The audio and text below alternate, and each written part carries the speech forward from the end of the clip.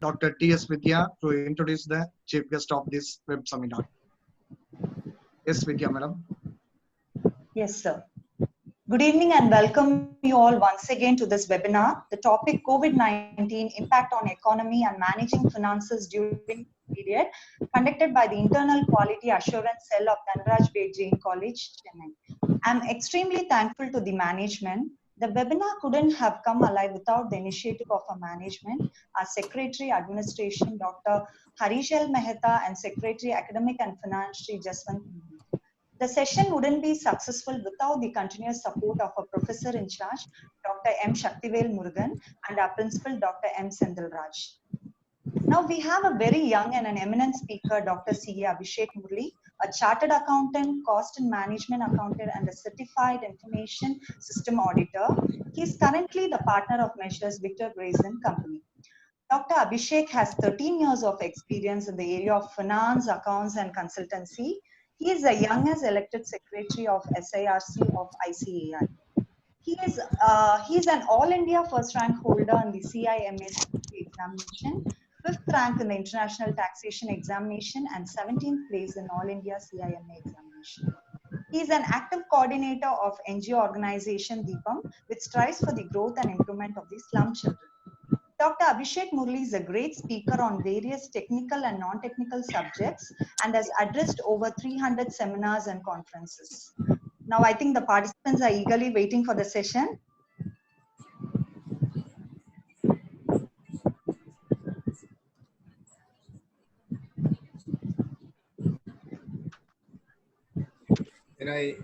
Can I start? Yes, sir. Okay. Yes, sir. Thank you so much, Dr. Jagdishan sir, for the introduction and the invitation to come and join Welcome, here. sir. I also thank Vidya Session ma'am for the very wonderful introduction of my resume and profile. I wish ma'am could introduce me anywhere I go. I felt like as if I have done so much more than I actually have. So thank you ma'am for the lovely introduction. So without further ado, I'll straight away jump into the topic. Let me share my screen.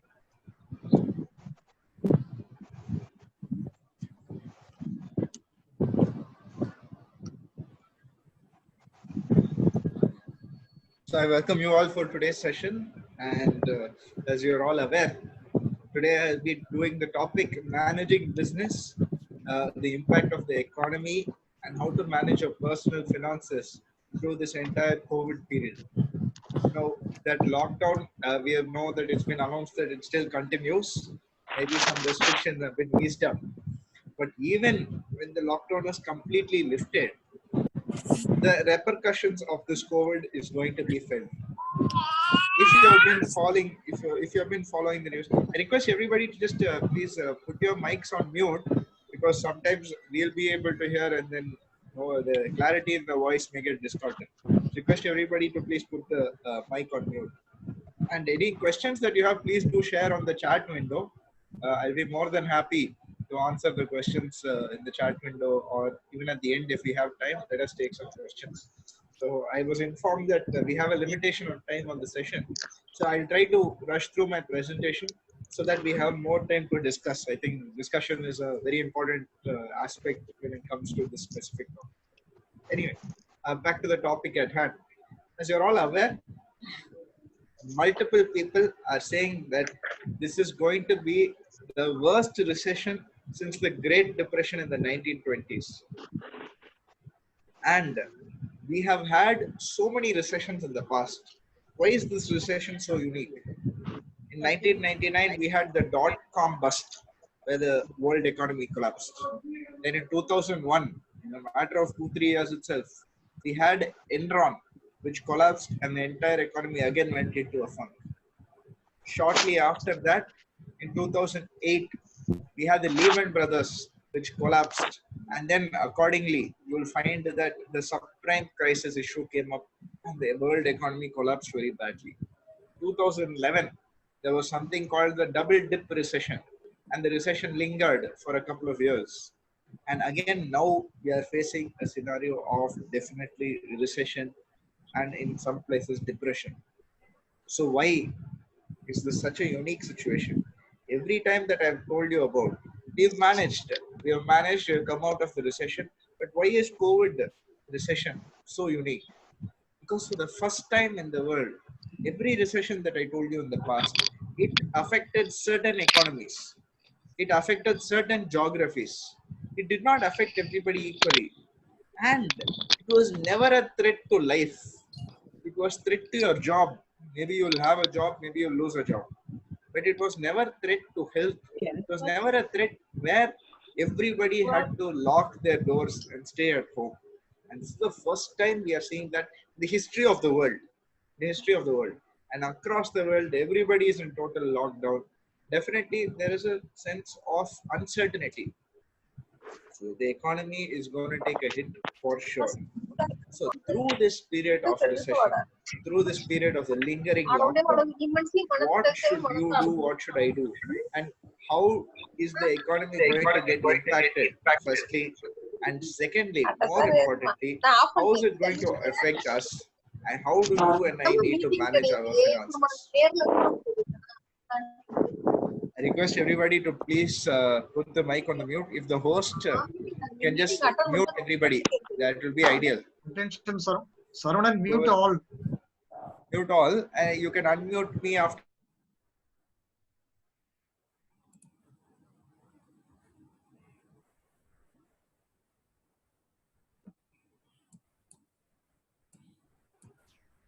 Okay.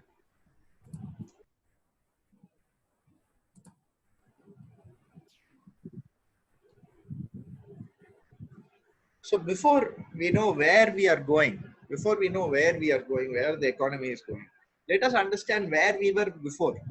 In January 2020, this is the data of what is called the consumption spending pattern on an average of every Indian. So I pulled this detail from January only because the closest data that is available before the lockdown. So this is the various sectors on which the average Indian used to spend or consume goods. I've highlighted three specific areas that are going to be affected. The first one is transport. As you're all aware, public transport is the lifeline for our country. Taking trains, taking buses, or even taking planes for work. It's a very commonplace today. But you know, everything has been grounded for the last 2 months. Not only that, how comfortable will you be taking a train or taking a bus, sharing the seat with 40, 50 people around you, sitting very close to each other in a confined space? Now, it is very, very unsafe. Or even if it is safe, there is a feeling that it is unsafe. Somebody might cough in the corner of the flight, but you're all flying together for 5 hours, 6 hours, 7 hours, and you never know if he's unwell or not. It may infect you. Because what we must remember is, for this COVID crisis to actually resolve, there needs to be a solution for it. And unfortunately, as it stands, there is no vaccine. And the earliest vaccine is expected at least 1 year away, 9 months to 12 months away. So again, this is the scenario. These sectors are going to be the most deeply affected. So your spending also in these areas will come down. And when I say transport, one other sector that's associated closely with it is tourism. Summer vacation, summer holidays was usually the time that people with their families, they will travel, they will go for holidays, or they will go visit other countries or other cities or other places and experience the tourism boom. But unfortunately, April, May, June is the lockdown period. And even if the lockdown is lifted, the lingering effects will be there. So nobody will want to go for the tourism, nobody will want to go for travel. Along with transport, these areas are also very, very deeply affected. The next one is recreation and culture. Maybe many of us would enjoy going for movies. Or if there's IPL cricket match, we'll go and watch the Chennai Super Kings. But even if the IPL is announced, even if movie theaters open, how comfortable will you and I be going there? Sharing the stadium with 60,000 people, watching a match, everyone sweating, somebody is coughing, sneezing. There's a huge risk associated with it. So the clusters, it can affect the health very, very easily when you spread and gather in such large numbers. So recreation and culture is another area that is going to be deeply affected, along with restaurants and hotels. How many of us will now go to restaurants? We'll prefer to cook food and eat at home.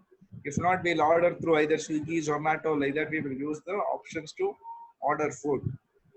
If you're also going to a restaurant, you're not going to spend the 3 hours, 4 hours there like normally you would have done in the past. So the entire sector is changing. Similarly, hotels, when travel and transport and tourism is at the very lowest, naturally, hotels also, business is going to go. Having said that, many of us today, if we are faculties, we are training students and we are training young people to join jobs in the next few months or the next few years.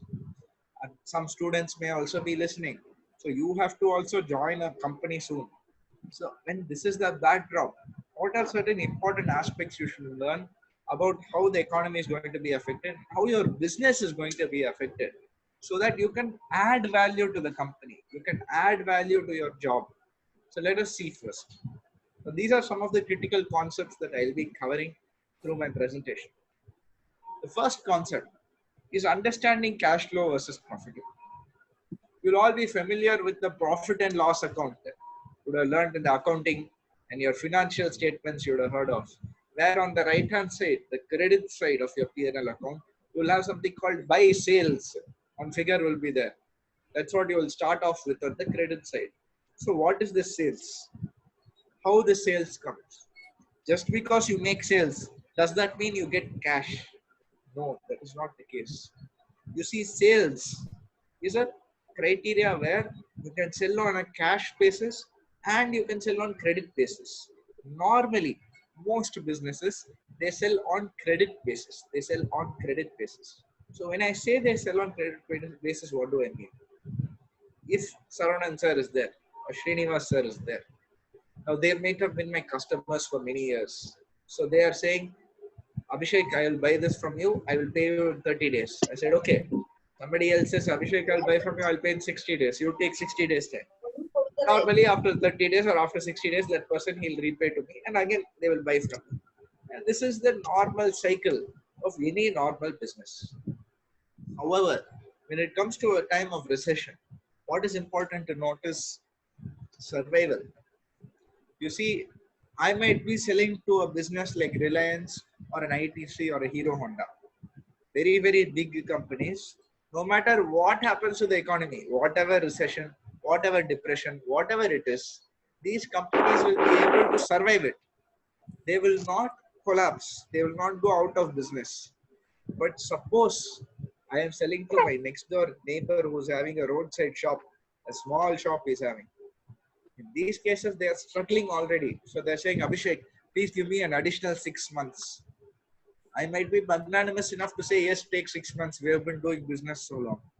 But whether that person will be able to survive 6 months, we don't know. That is the scenario. That is the reality of the situation we are in. So when you are evaluating who you should sell to, who you have to give more time, you have to check each of your customers and evaluate. So when you're giving Reliance an additional 30 days or 60 days, it does not matter. They will still exist. So you can collect from them when the economy recovers. But when you're giving somebody who is fighting for their survival, then there is a high risk that he'll not only not pay your money back because he'll be out of business, you would have lost the goods also that you have given to him. So it's a double hit for you. It's a double hit for you. The next point, the consequential point. What should you do? When you're in an economic recession, you'll keep hearing this phrase repeatedly. Cash is king. Cash is king. That is because liquidity is very important in a time of recession. So try and make as much cash sales as possible or as much immediate transfers as possible. And also avoid capital outflows. What are capital outflows? Let's understand it with an example. You want to buy an apartment. We are talking about December 2019. You are looking for an apartment. You find one very, very nice apartment down your road. You're interested in buying. You contact the builder. You ask him, how much should I pay, sir? I want to book an apartment you are building here. How much should I pay? He says you have to pay 10,000 per square feet. Say, okay, I'll get back to you. So you are giving it some thought. In the meanwhile, this entire lockdown has happened. The country has gone into recession. Then that builder, he calls you. Sir, you visited that day the site where we are constructing. I told you 10,000 then. Now we are selling at 4,000 per square feet. Are you interested? That's very tempting. 60% discount is giving. What was being sold at 10,000 per square feet is now being sold at 4,000 per square feet. You also know that this discount you will never get. If you miss out this next 6 months, you will never get this discount. And you would have never got in the past also. So it's a unique time. You may get this discount. So you are tempted to buy. Should you buy, yes or no? Let's first understand the repercussions. If I buy that apartment, when will they complete it? He will construct minimum for the next 3 years to 5 years to complete it. If he completes at all. If he completes at all, minimum 3 to 5 years. Not only that, these 3 to 5 years, I have to pay rent for wherever I am staying now. Not only that, I have to pay the EMI for the loan I have taken for that purchase. I have to pay the interest on that. So I am servicing the rent for where I am staying. I am servicing the loan and paying interest. Not only that, I cannot get any money from that asset for minimum 5 years. After 3 to 5 years only, once he finishes construction, once I take to the delivery, I have to do interiors, I have to furnish the house, then only I can leave it out on rent.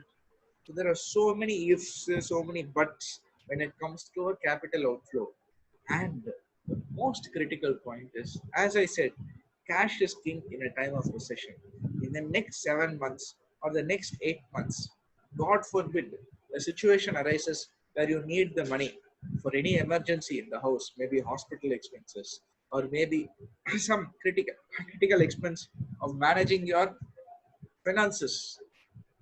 You will regret it if you have spent several lakhs on buying a house on which you cannot even see any tangible asset or income for a minimum 3 to 5 years. So in general, avoid your capital outflows in a time of recession. The next sheet is called a working capital management. Many of you will be familiar with this diagram that you're seeing on the page now. It's called a working capital cycle. You would have studied it in accounts, or you would have studied it in your books, or you may be teaching students this concept called working capital management. It is the most important way to manage your funds during a recession. What do I mean? Because in the previous slide where I was talking about what is cash flow and what is profitability, every aspect that I told you requires some other party involvement. If I have to give credit terms, somebody has to come and ask me, I want more credit terms. If I have to sell in cash, somebody should be willing to buy in cash. If I am talking about a capital outflow, somebody should be giving an apartment at 4,000 per square feet. So everything depends on an outsider. But when it comes to working capital management, it entirely depends on you. You hold the key, you hold the power of managing your expenses here. The first point is inventory management. Many of us in any business, they will have stock, they will have inventory. This is the lifeline for the business. For example, I am making leather shoes, I am making leather footwear. In my business, in a time of recession, I will get huge offers from my suppliers. They will say, Abhishek, you buy leather from me at normally, what you can do is you will buy so much quantity. If you buy in bulk from me, you buy in bulk, you buy 6 months worth of material. You buy 6 months worth of material, I will give you a 50% discount. Very, very tempting. Because I know I'm going to sell shoes. I will manufacture shoes. So now I'm getting my inventory for how long? For the next 6 months. Normally every week I used to order. This person is telling me you buy for 6 months, I'll give you 50% discount. It sounds like a great offer or a great opportunity. But let me tell you here, wait a minute. Don't rush into it. What will happen? Suppose I buy the inventory. So I buy the inventory from him for 6 months worth of inventory. Firstly, I need to have a place to store this inventory. So I have to get a new warehouse. I have to get a go down. I have to pay rent for this warehouse and go down. Then I have to ensure nobody steals from that. So I need to have trustworthy security I have to employ over there so that nobody comes, there is no theft. 2, 3 security I'll engage. Then I have to protect it from damage. There may be rains, there may be floods, it might be very windy, it will damage the walls, it will damage the goods. So in these cases, what should I do? I must have some staff to ensure there's no damage, there is no quality issues, and they're spraying pesticides on it, they're spraying the whatever requisite material on it to ensure that there is no damage. Finally, I have to get a sale. If you and I are in a period of recession and we have a working shoe that is in good condition, we will not decide to buy a new shoe till the economy picks up. We'll be like, this shoe will last me for minimum 1.5 to 2 years. Till it gets damaged or till the shoe tears, I will not buy a new shoe. I'll manage with this shoe itself. What, I have to polish it every day. It's okay, I'll polish it. I won't pay that 3,000, 4,000 rupees or whatever is the cost of the shoe. So during a recessionary scenario, that person is purchased the inventory for the next 6 months, and he does not have a single order in sight. So it's a very, very peculiar situation when it comes to your inventory management. So what should you do? The first thing that you should do is have something called a just-in-time inventory management. What does this just-in-time inventory management say? It says that you have to maintain a minimum inventory, a minimum quantity of inventory for emergency purposes. For your minimum orders, regular orders, you service that. Suppose I'm getting a large order. Somebody says, Abhishek, I want 20,000 shoes. Normally, I would have sold him the 20,000 shoes in 2 weeks. Now I must say, give me 4 weeks time. I'll definitely give it to you. Because only after that order comes, will I procure the raw material. Then only I'll buy the leather. Only once the order comes. This way, I am insulating myself. I am protecting myself from losing the material. The next important way of managing your working capital is something called your receivables management. I gave you an example where I have older customers. I've given them 60 days time, 90 days time. Those same customers, what they do after 60 days is over, they say, Abhishek, we have been your customer for 20 years. You'll trust me, no? Give me an additional 3 months. So I say, yes, sir, you take 3 months. Somebody else comes and says, give me additional 6 months. I say, okay, no problem, you take 6 months. Then what happens is this recession hits. So the first important thing that you want to do here is collect your old pending receivables. In those examples that I gave you, I have given them the normal credit period of 60 days or 90 days. Plus, I have given them more also. They wanted some more time. I have given them more time because of the relationship. Now, in an economic scenario, relationship goes out the window, cash becomes king. So I need to collect first. And this is the point where your students or where the young people who are coming into the market can play a very key role. You have to be innovative. You have to be creative when it comes to managing your business and managing marketing, etc. in times of a recession. Why? The scenario of the old receivables. I am not the only person in a recession. That person who owes me the money also, he is also in a recession. So he'll also not want to pay. He'll want some more time. How do you tempt him to pay you? You have to have him tempted to come by giving him an offer. So you may say, sir, if you pay me in the next 1 week, you pay me 80% enough. I'll waive 20% of the amount that you need to pay. So what he will do, he has to pay everybody 100%, 100%. The moment he has to pay only 80%, he'll think, why don't I pay Abhishek? Now if I pay him, I'll get a 20% discount. If I miss that, then everybody I have to pay 100%. So come up with the innovative strategy, because you may lose the 20%, but you need that 80% for your survival. Another innovative thing, I'm advising many colleges, on the boards of many colleges. I've been advising a lot of my clients also, how they need to manage and how they need to innovate in a time of a crisis like this. It brings me to that important point of, again, how the youngsters can do it. One of my clients, what we decided, we came up with a very innovative strategy. And the client also said, yes, this has to work. You can imagine if you're a car dealership. Car dealership will never buy back your car. But this client of mine, They said, why don't we make a sale now? Let us make a sale now. If the person who's buying from us loses their job in the next 12 months, then in that case, if that person loses his job in the next 12 months, we will buy back the car from him. They are undertaking to buy back the car. Never been done in a car dealership system. Why? They said, we need that sales to survive now.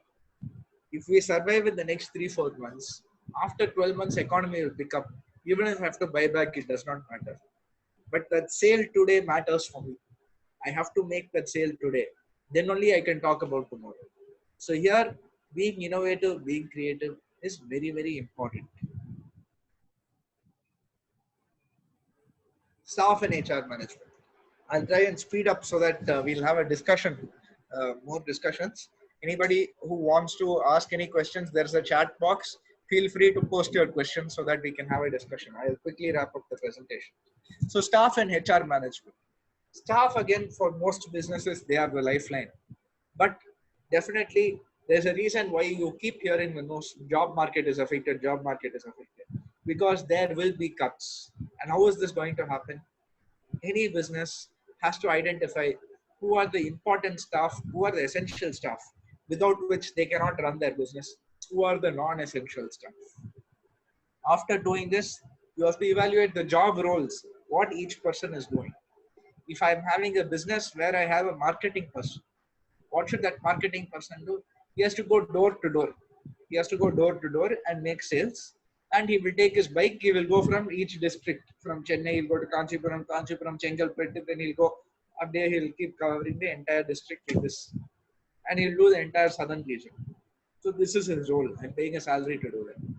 Whether that person's job is valid now, we all know, even if lockdown is lifted, there are so many restrictions. You cannot go from each district. You cannot go each state. Travel, intrastate travel is restricted. Interstate travel is banned. So many limitations. So what is that person's role? In a matter of 1 month, his entire job has become redundant. Another thing that people should consider is outsourcing your businesses. So here is again coming to the point of creativity. The same marketing person who I'm paying a salary to, I am saying, Mr. Marketing person, I'm not going to pay your salary anymore. But every sale that you bring me, I will give you 25% commission. 25% commission I'm giving you. Now you may think, if you add that 25% commission, it goes into such a high amount, more than the salary itself. Yes, but because he's bringing that 1 rupee of sale, I'm paying that 25% commission. Without him, I'll not have that sale at all. So it's okay. I'll pay that commission because I'm getting a sale. He is also motivated to bring more sales because he gets a more commission. So you will start seeing the outsourcing model become very popular. In Ambattur, I've done the audit of Britannia Industries, a huge factory they have in Ambattur. But you see that entire factory is empty. Only the back office staff are there. So if this is the case, again, what is the scenario here? What is the scenario here? Scenario is the case, Britannia still not making biscuits. If their factory is empty, how are they making biscuits? They have always been outsourcing. For the last 15 years, Britannia has been outsourcing it to verified suppliers to make the biscuits. They only do the quality checking. They will give the ingredients. They will give the secret recipe. They don't make it themselves. That model, you will start seeing more of that model now in a time of recession. The next critical point is expenses management. Managing your expenses is a very, very important part of doing any sort of business that you're doing. Paying back your loans, which are the most important expenses that you can think of. Loan, you have to pay interest on that loan. The next is rent. These are the two critical expenses that any normal person will have, not only a business, even an individual like you and I will have these expenses. So what is the impact on these expenses? When it comes to the loan, you may be aware that the RBI has announced a moratorium. What does this mean? Earlier, your loan may have been payable in 12 months. Now RBI has given a 3-month moratorium. So what they are saying, instead of paying in 12 months, you pay back in 15 months. But wait a minute. Why am I saying wait a minute?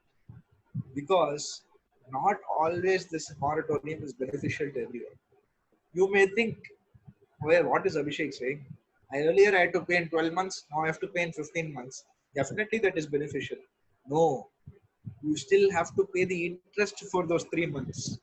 So if you want to enjoy that moratorium, it's very important that you speak to whoever your loan, where you have taken your loan from, whichever bank or financial institution, and understand from them the impact of this moratorium on your loan. Is it affecting your interest? Is it affecting how you are paying your penalties? If it does, it will go very high. So definitely be very, very careful and speak to your bank and understand the impact. Next, I said it's rent. Now, many of you may have heard of something called this force majeure clause. Force majeure clause, that means it's an act of God. It's an act of God. So therefore, many people are saying, don't pay the rent, you terminate the agreement or don't pay the rent for that month. Say act of God. This COVID is an act of God. But wait a minute. Again, do not rush. Because whether it's an act of God is a doubtful thing. Why am I saying that? If there is a flood, if there is a rain, nobody has any control of it. You can say it is an act of God. COVID is debatable. You may say some fellow is eating something somewhere in the world, therefore it is spreading across the world. If I don't have control, it's an act of God. But again, legally it can be argued saying, if that gentleman did not eat that animal in China, he did not eat that bat, then in that case, this entire thing could have been controlled. So it is an act of man, it is not an act of God. So there will be a dispute here. And legally, you know how the Indian courts function, how many years cases go for. Finally, you will never get a decision. So you will end up spoiling the relationship with your landlord. You will be paying legal fees and you will be waiting for the decision for many years if you try and use that clause. Instead, try and have frank discussions with your landlord. Tell them, come up with a solution. Sir, I will pay you 50% of the rent next month along with the next month rent. Or give me a chance to defer the rent for at least 3-4 years. I will pay back at the end of 3-4 years. So this is the sort of situation that will arise when it comes out of planning for your rent, planning for your expenses. The next critical point comes to your personal finances. This is the overall economic scenario. But when it comes to your personal finances and your personal expenses, I've put up a table here. This table will tell you how much you can save. The top you have whatever is your estimated income for the year. Then what is the cost of essentials? Remember, whatever you were paying for essentials 2 months back is not what you are paying now. Tomato, you may have been paying 15 rupees per kg, 20 rupees per kg. Now you are paying 40 rupees per kg. Milk prices have gone up. Other vegetable prices have gone up.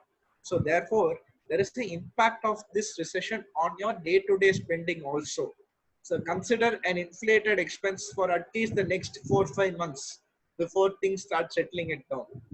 Then consider your regular monthly expenses, EMI, your investments, unavoidable investments that you have to take, whatever rent you have to pay, whatever taxes you need to pay. Finally, you are left with whatever amount you can save. Now, how should you invest this? You have saving. We have all been very tuned from childhood. We have to save the money, we have to save the money. So you are tempted to put in a fixed deposit. You can put in a fixed deposit. But again, as I said, liquidity is very important. When you put in a fixed deposit, you are locking in your money for a certain period of time. So try to save it in a liquid manner. My advice would be try to avoid gold again because it is not a liquid asset. You have to find a buyer, even though the prices are tempting. It's going sometimes gold prices you can see increasing at a very high pace. So you are very tempted to buy gold. It is not a liquid asset. If you have a buffer, by all means go and buy. But suppose you are not sure, it is better you wait. Better you wait for some time and then you invest in fixed deposits or gold, etc. Try to make liquid investments instead. Then you have to do what I call a segregation between good expenses and bad expenses.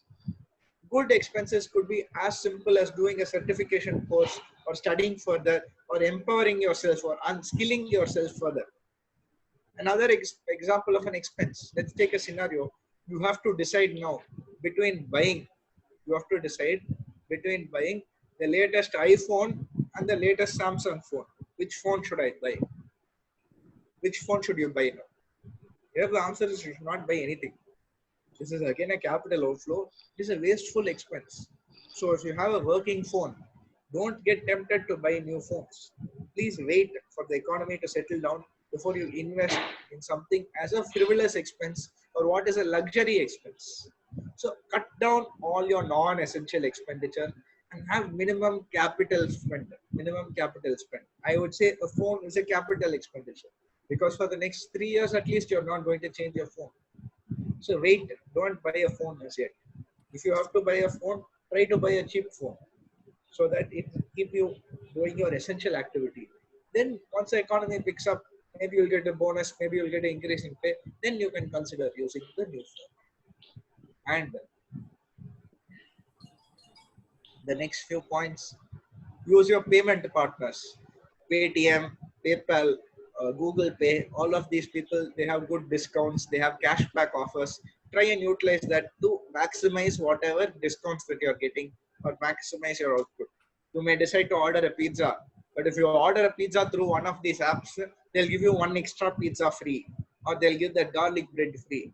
This might be something like small and silly, but you are maximizing your output with the same cost. So that's how you need to do. Maximize your throughput at the same cost. The next one very, very important point, most of us will be doing this. We would have set auto payments from our bank accounts or from our credit cards. It might be an investment. It might be paying of a phone connection. I might have 3 phone connections. So I'm paying the cost of my phone connection. Every month automatically it is going from my credit card or it is going from my bank account. You get very tuned to it, you completely forget. If you are paying in cash, you'll remember. But when it's going directly credited from your bank account, you'll forget about it. Suddenly you'll see your bank account is low. So revisit all your auto payments. If you can cut out certain auto payments, cut it out so that you can pay it by hand. If required, you can disconnect 2 connections. You can reconnect it later. But for this minimum time, you can save your cost by disconnecting those 2 connections. Look at your health insurance. Don't straight away go to the hospital and pay the money. You might have a health insurance. This COVID may be covered by it, or any other emergency you're dealing with may be covered by a health insurance. Try to utilize that. I've also summarized most of the government schemes here, though it is maybe relevant to businesses more than us. Still there. I'll just touch upon the one critical one here. Allowance of withdrawal from the PF. Earlier, there was a penalty when you withdraw from the PF. They've removed the penalty. Up to 75% you can withdraw from your PF savings that you have made, the aggregate of your PF savings. Now, I may have said what seems like so far, it may have been like as if it is doom and gloom. But I want to end on a positive note. The one thing the IMF and other global financial rating organizations, what they have said, is they expect in the developing economies, India and China, they're the only 2 economies that will have positive growth. Everyone else is expected to have negative growth. So there is a lot of positivity in India because our demographic population, we always hear, India has most population in the world, second most population in the world. It has always been seen as a negative, but now it's going to come to us as a positive. Why? Because anything that you're doing, any business that you're doing, you don't have to look at exports. You don't have to look at selling abroad. We have the demand in India itself. And not only that, there is a big stigma attached to China. Many companies, they want to move their factories out of China. They want to move it somewhere else because they feel repeatedly this is happening in China. 3-4 infections have spread from there. They realize there is a risk. So now they are looking at alternatives. So people want to invest in India. This is a great time, and the government is also taking it up very seriously. I've been in talks with them. I know that the tax rates have been reduced. I know they are planning more stimulus. So therefore, there is going to be encouragement to have people shift their businesses, shift their factories to India. That means more jobs for Indians, more salaries will be paid, more business will be generated in India. The entire ecosystem will be boosted by the new companies that come in. So therefore, even though there is some doom and gloom, there's a lot of good expected in the future. So what we must remember is the next 6 months, the next 12 months, we must survive. If we can survive, then you will thrive. You will thrive. So thank you very much to the college for giving me the opportunity to address on this important topic. Thank you once again to all the listeners for joining in. Maybe we'll take a few of the questions that have come up in the chat box now. Yes, sir. Sir, and on behalf of the participants, I would like to pose few questions, sir. So Sure, around sure. 5 questions. I am Sure. Professor Deepa from DBJC College, sir. So Yes, I'll proceed yes. with the first question. Sure. How middle class salaried households manage or plan successive 6 months, risk not to take, and family budgeting aspects? As I said, I have given in the presentation some of the things, tips that you should follow. Definitely, there is going to be some sort of impact. The biggest risk is losing the job. Maybe the government has been kind enough and liberal enough to say everyone should keep their employees and everyone should pay. But after this lockdown ends, paying people may be a little difficult if they are not able to do business at all. So the reality that we are facing is potential job losses. So it's very important you save the money and use your savings for this. Try and utilize the benefits of the schemes that I shared with you by the government, and also cut out your non-essential expenditure and all your frivolous expenditure that you are spending. Sir, second question, sir. How many years will it take to resume back to normal life? That is, some suggestions on financial stability, GDP, like how it was in 2019. I think what is interesting this time, as I said at the opening of my thing, is that unlike earlier recessions, this recession has hit everybody globally. So nobody is doing business right now. It's not as if only India is shut down. It's not as if only one specific industry is shut down. For example, real estate has collapsed. That's not the case. Everybody has collapsed. Whether you're real estate, unless you're hospitals or grocery stores, everyone's business is affected. So therefore, it is a very unique scenario where people are not sure how the economy will recover. What is being suggested, even the our very own Geeta Gopinath of the IMF, she chief economist, she has suggested that there will be a hockey shape recovery. That is, there will be now a steep fall in the businesses, but there will be a steep rise also. So my expectation is for the next 12 months, maybe we'll still feel the after effects of COVID. But beyond that, I don't think it should be a problem. Thank you, sir.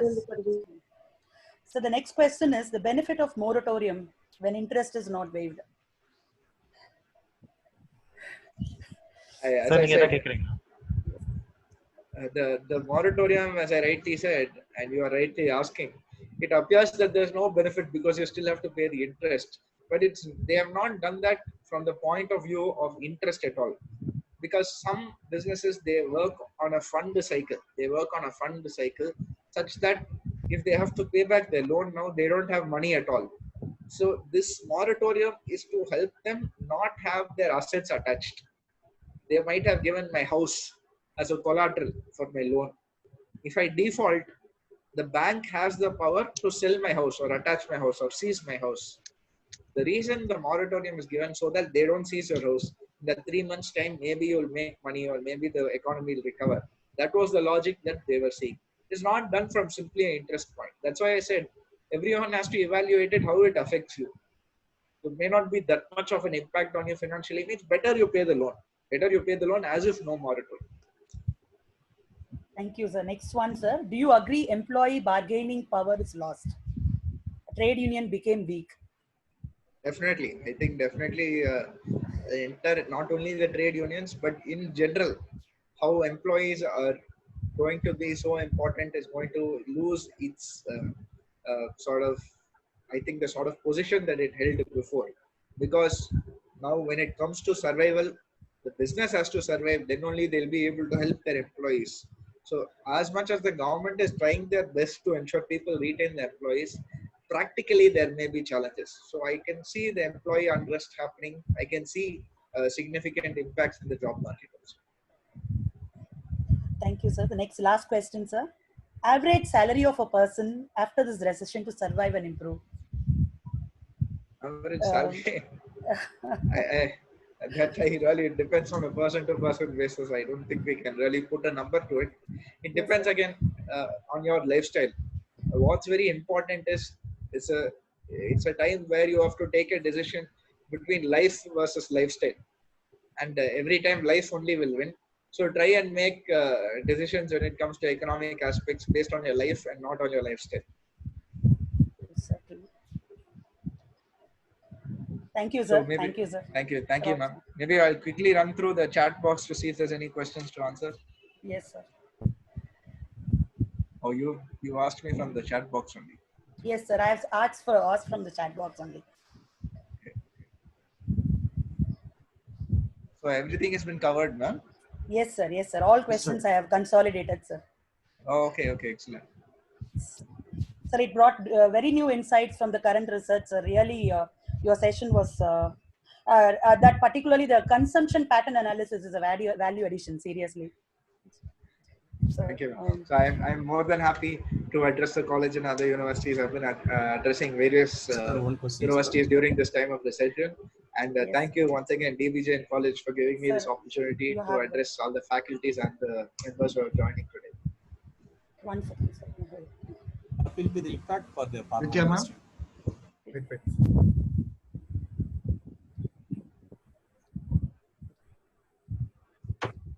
Balaji, sir. Yes. So shall we conclude the session? Yeah.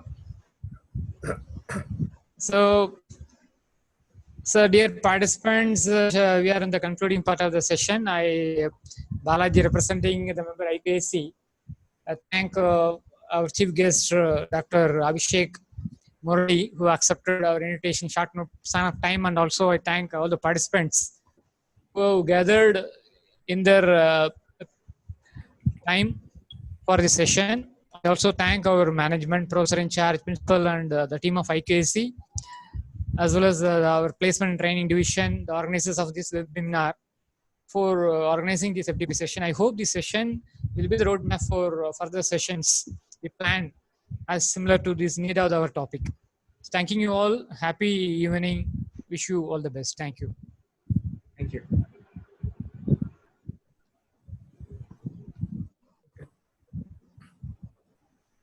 Thank you. Thank you, sir. Thank you. Sir. Thank you all the participants. We share the feedback from to you. Kindly fill and proceed with the certificate. Thank you. Thank you. Thank you, sir. Thank you.